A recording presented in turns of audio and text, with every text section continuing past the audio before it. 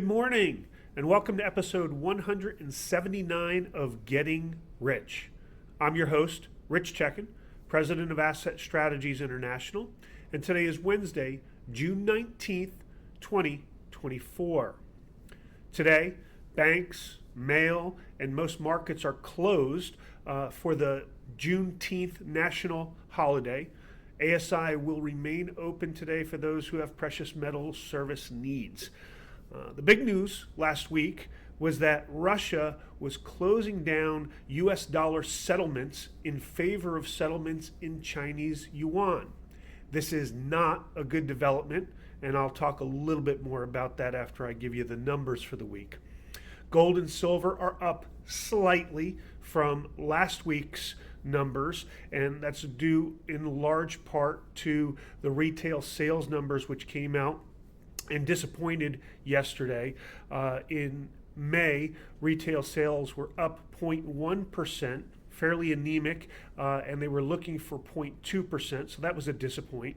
And then we revised April's numbers from even or unchanged down to a 0.2% drop. So this is giving kind of fuel to the fire for the hawks that want to see interest rate cuts, that the economy is starting to falter and the Fed may act sooner. You know my thoughts on that from previous weeks. Let's go ahead and take a look at the numbers and see the impact from last week to this. Gold is up 0.6% to 2,328.20 an ounce today. It was 2,313.70 last week. Silver's up 0.25% to $29.54. It was $29.47 an ounce last week. Platinum's up 3.25%, trading at $9.89 an ounce this morning. It was $958 an ounce last week. And palladium's up 1.9% to $929 an ounce. It was $912 an ounce last week. With gold slightly outperforming silver, the number of ounces of silver it takes to buy an ounce of gold ticked up slightly. The gold-silver ratio today stands at 78.82. It was 78.51 last week. And the dollar has a little bit of strength from week to week. It's up to 105.18 on the index. It was 104.74 last week. So why is the move by Russia a big deal? Well, it's another nail in the coffin for the US dollar as reserve currency status. Russia's taken the steps largely because of the recent round of sanctions that were imposed on them by the US, where the US continues to weaponize the US dollar.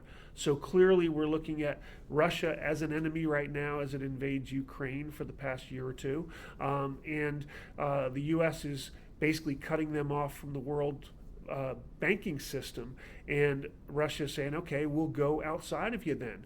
And they're not the only ones, so friends are also looking to go outside the dollar, or at least prepare themselves for what if they got on the bad side of the US and the US puts sanctions on them and cuts them off from world banking services. So this is another step in the absolutely wrong direction, more wrong-headed thinking, and as a result, the dollar is going to pay the price long term as we continue to mismanage it and other countries look for alternatives.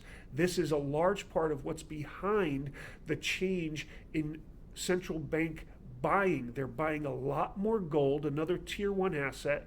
They're doing that while they're shedding US dollars as a reserve asset because people can trust gold more than they can trust the dollar and how we are mismanaging it.